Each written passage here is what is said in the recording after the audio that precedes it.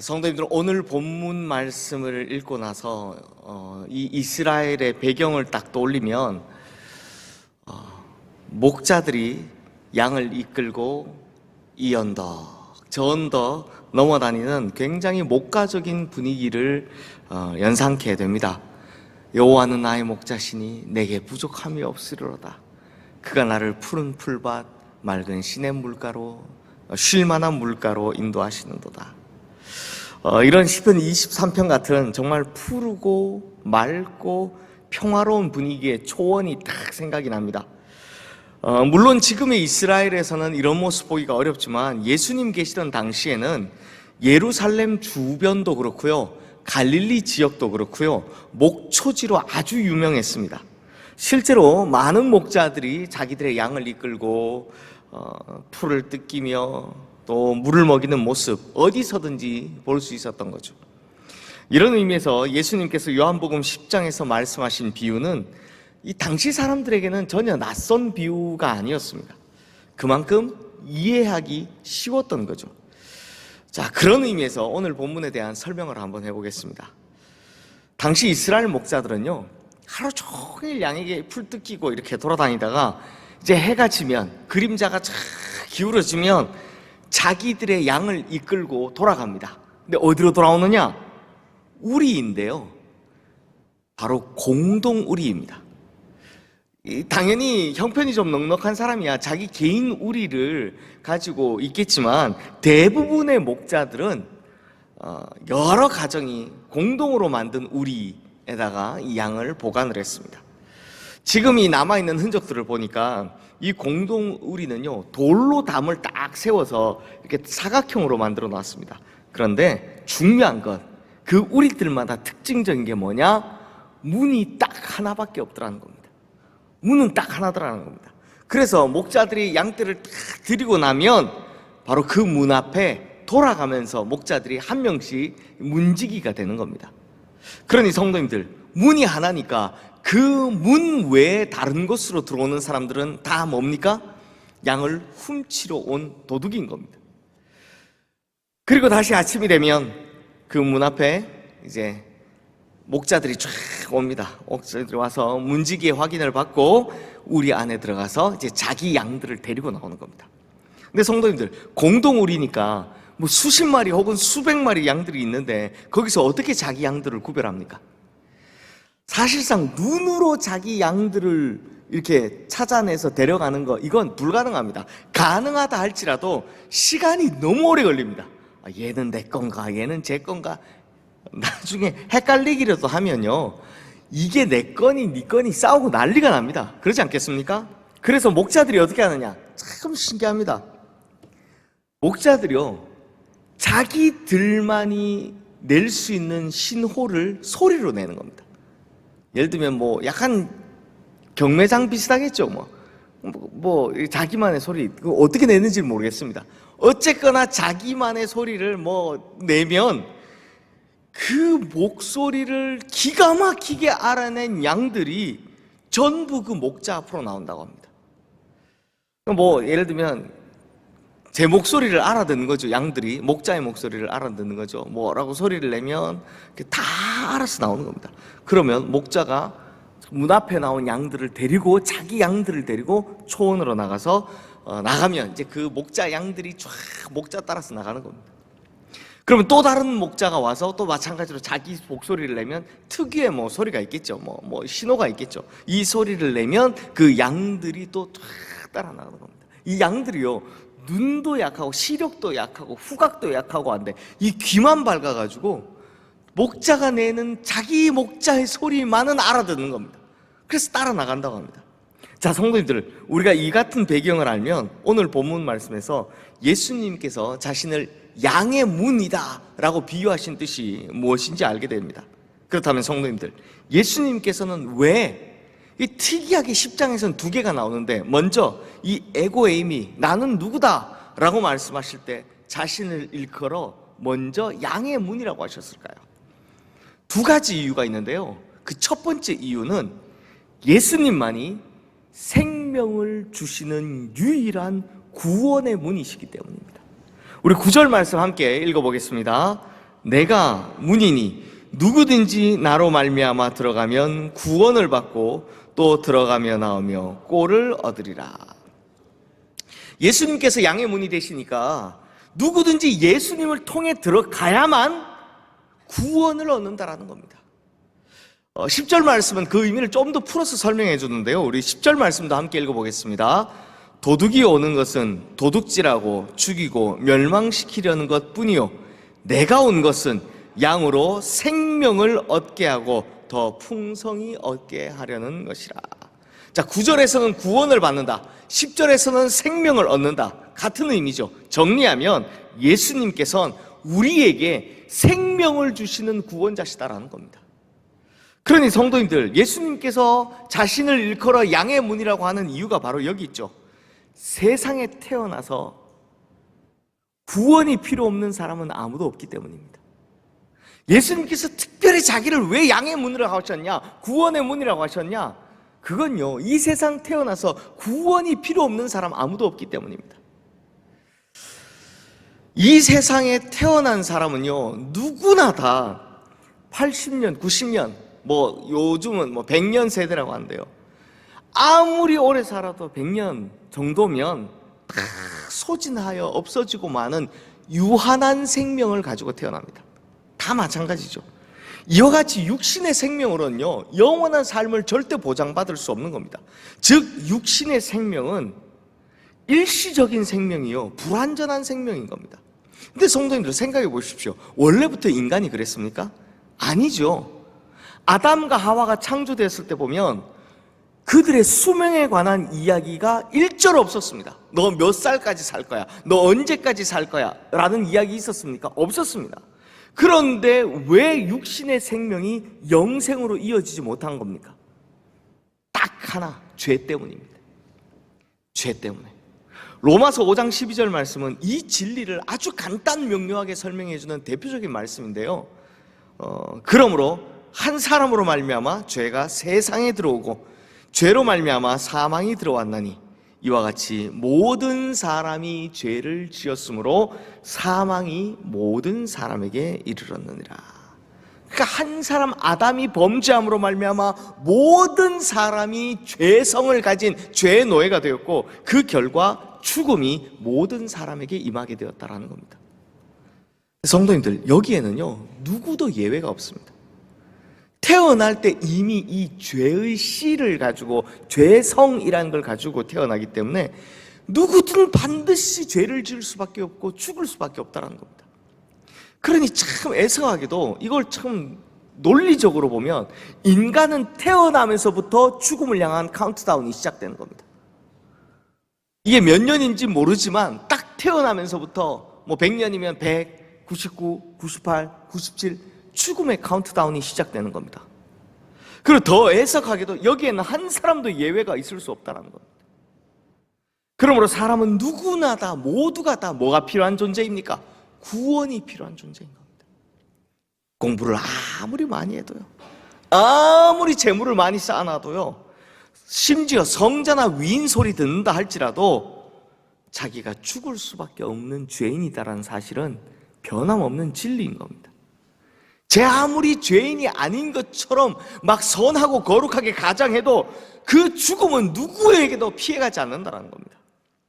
이거 성도님들, 제가 예를 한번 들어볼까요?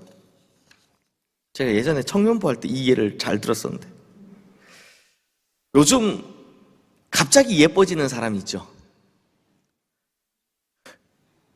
갑자기 어떻게 예뻐집니까? 며칠 안 보이다가 갑자기 예뻐지는 사람들.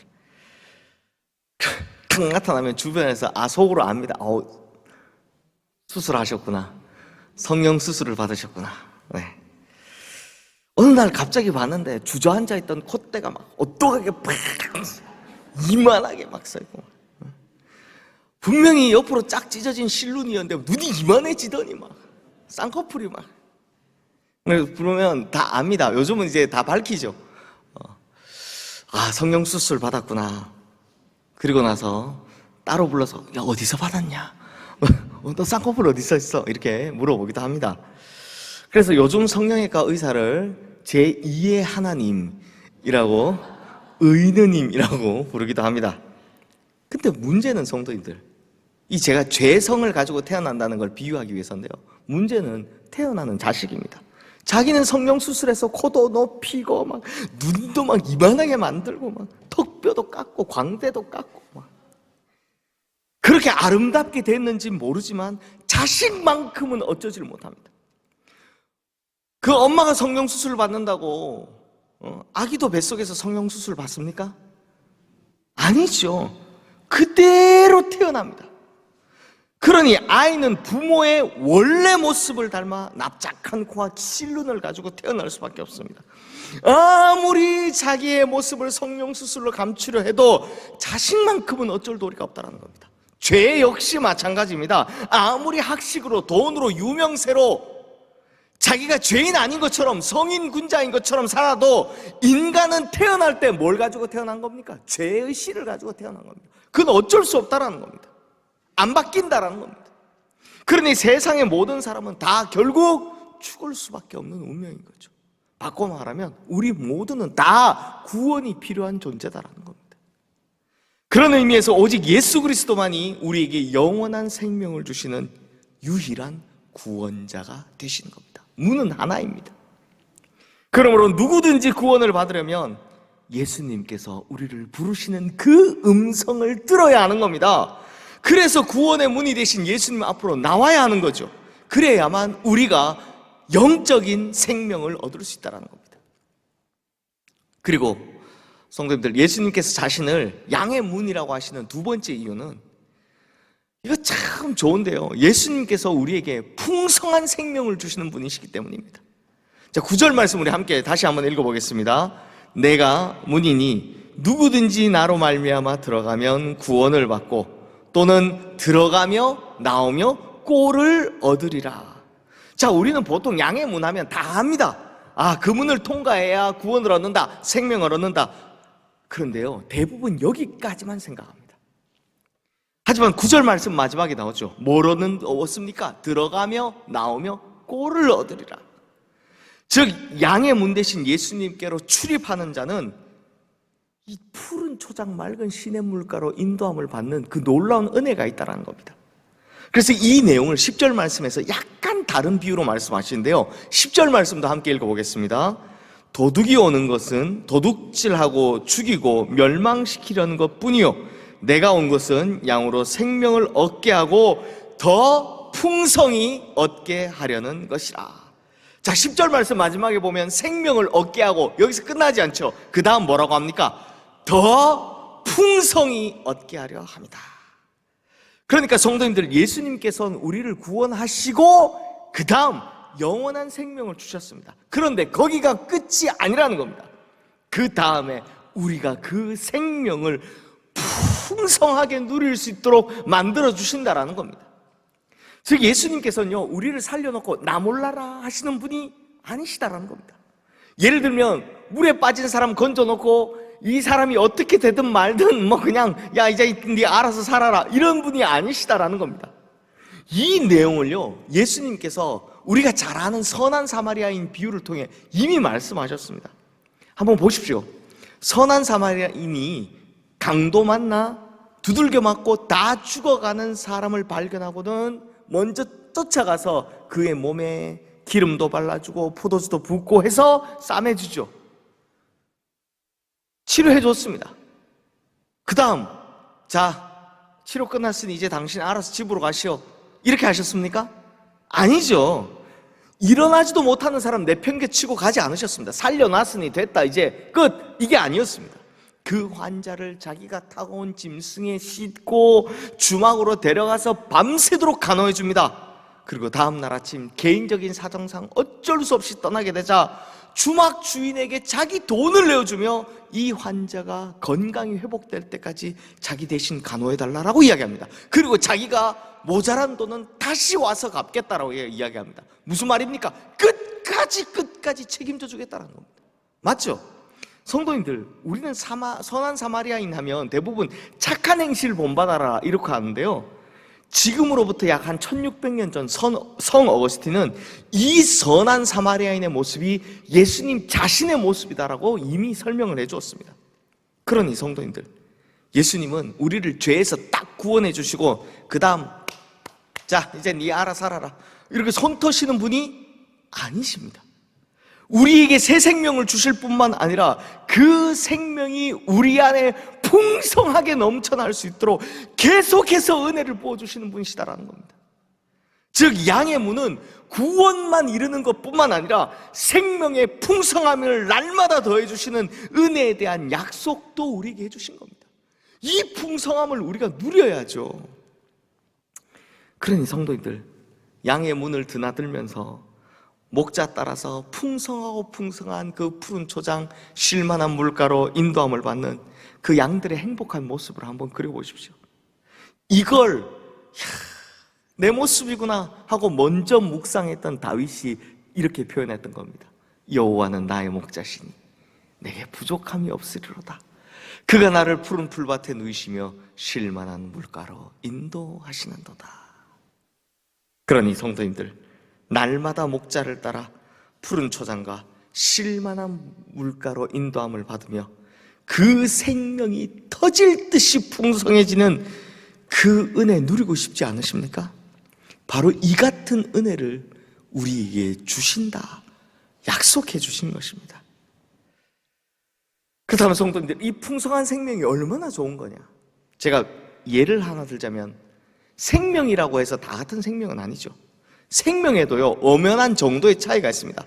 제가 참 죄송하지만 설교를 위해 예를 드는 거니까 요 예를 잘 이해해 주시기를 부탁을 먼저 드리겠습니다. 성도님들, 오랫동안 병상에 누워 계신 환자들 모습을 한번 보십시오. 겨우 숨만 붙어있는 환자들의 모습을 한번 보십시오. 틀림없이 생명이 있긴 하지만 그 생명이 풍성한 생명입니까?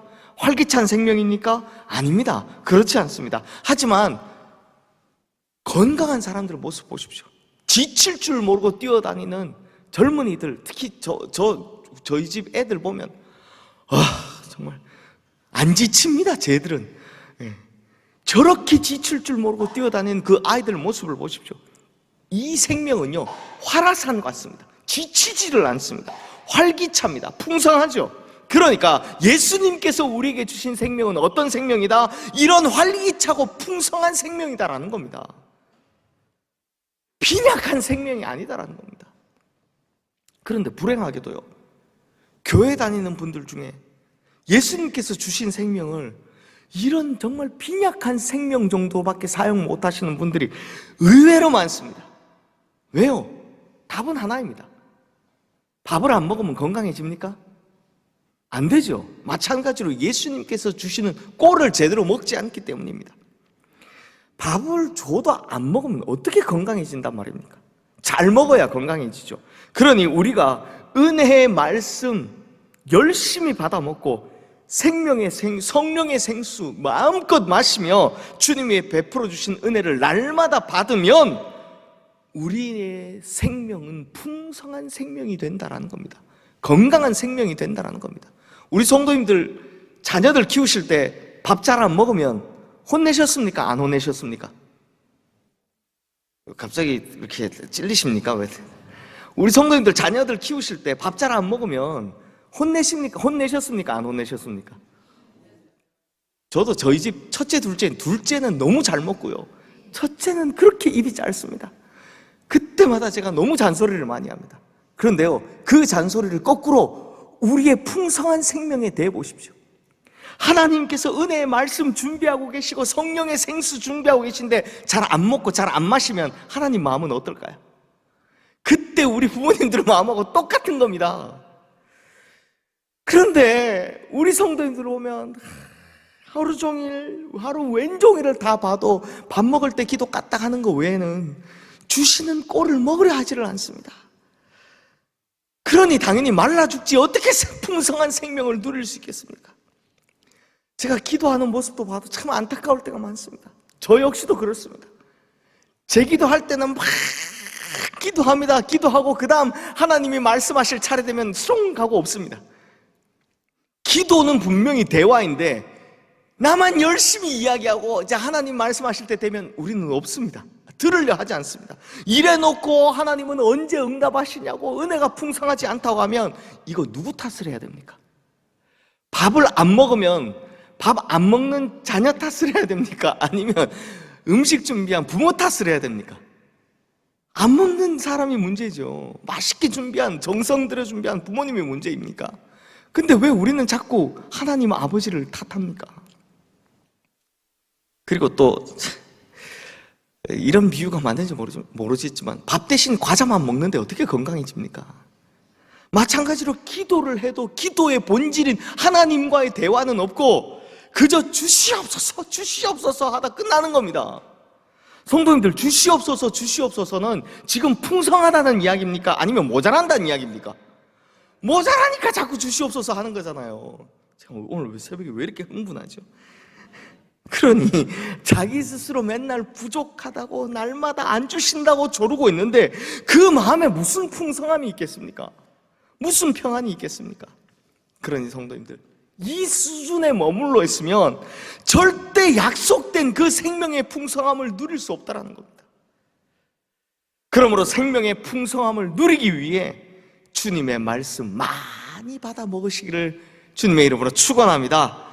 또 성령의 생수를 밤낮 없이 마시시기를 주님의 이름으로 축원합니다.